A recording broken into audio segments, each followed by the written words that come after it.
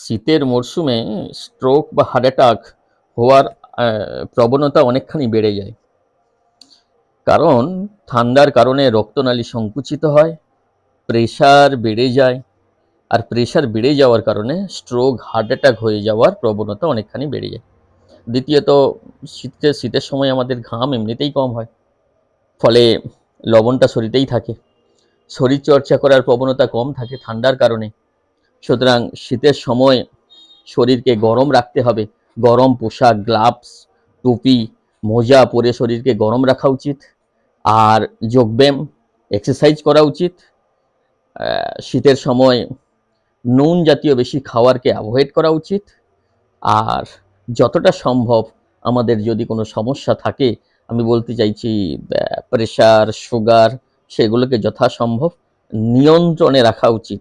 তাহলে শীতের সময় আমাদের সবথেকে বেশি করে যে জিনিসটা ঘটে, যে স্ট্রোক বা হার্ট অ্যাটাক, সেটার চান্স কমে যাবে।